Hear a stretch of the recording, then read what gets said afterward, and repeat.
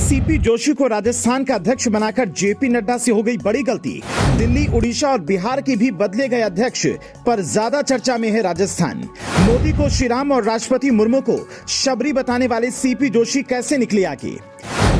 BJP अध्यक्ष JP Nadda ने 4 राज्यों के प्रदेश अध्यक्ष बदलने का ऐलान किया तो सबसे ज्यादा चर्चा राजस्थान की हुई। पूनिया की जगह सीपी जोशी को अध्यक्ष बनाया जाना कई लोगों को रास नहीं आया। सोशल मीडिया पर लोग लिख रहे हैं कि सतीश पूनिया तो गहलोत के खिलाफ बिल्कुल आक्रामक थे, फिर गलती कहां हो गई। कुछ महीने पहले सीपी जोशी ने पीएम मोदी को श्रीराम और राष्ट्रपति द्रौपदी मुर्मू को शबरी बताया था, जिस पर इतना विवाद हुआ कि लोग ये तक कहने लगे कि ये राष्ट्रपति पद का अपमान है।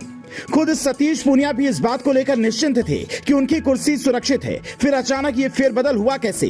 कहा जा रहा है कि इसकी पटकथा सितंबर 2022 में ही लिख दी गई थी। दरअसल सितंबर 2022 में सतीश पूनिया का कार्यकाल बतौर प्रदेश अध्यक्ष पूरा हो गया था।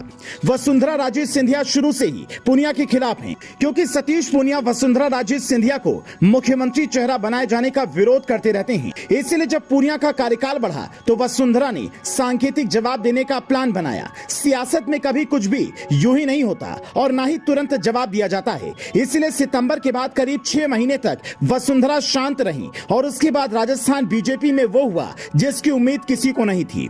बीजेपी खुद को सबसे अनुशासित पार्टी मानती है, लेकिन 4 मार्च को राजस्थान बीजेपी ही 2 गुटों में बंट गई। विधायक, सांसद और पार्टी के बड़े बड़े नेता ये नहीं समझ पा रहे थे कि वसुंधरा राजे सिंधिया के साथ जाएं या फिर विधानसभा घेराव करने वाले कार्यक्रम में जाएं। वसुंधरा का जन्मदिन 8 मार्च को होता है, लेकिन उन्होंने 4 मार्च को ही जन्मदिन के उपलक्ष्य में भव्य कार्यक्रम आयोजित कर लिया। जब यह तस्वीर दिल्ली पहुंची तो नड्डा ने दिमाग लगाया कि ऐसे तो चुनाव में नुकसान हो जाएगा। सतीश पूनिया वसुंधरा राजे सिंधिया के विरोधी माने जाते हैं, जबकि सीपी जोशी उनके गुट के हैं। ऐसे में सीपी जोशी को अध्यक्ष बनाकर वसुंधरा राजे सिंधिया को खुश करने की कोशिश हुई। पर सवाल यह है कि क्या सिंधिया बस इतने से मान जाएंगी या अभी और डिमांड बढ़ने वाली है? अगर ऐसा हुआ तो फिर नड्डा को भी ये अफसोस हो कि ये तो बड़ी गलती हो गई।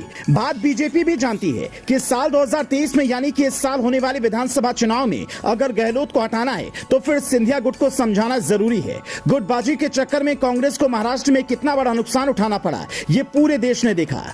अब चूंकि इस साल कई राज्यों में चुनाव होने वाले हैं और अगले साल लोकसभा चुनाव भी होना है, तो बीजेपी किसी भी हाल में रिस्क नहीं लेना चाहती है। राजस्थान के अलावा उड़ीसा में बीजेपी ने समीर मोहंती की जगह मनमोहन सामल को जिम्मेदारी दी, जो संगठन बनाने में माहिर माने जाते हैं। जबकि दिल्ली बीजेपी के कार्यकारी अध्यक्ष वीरेंद्र सचदेवा को ही स्थायी अध्यक्ष बना दिया गया।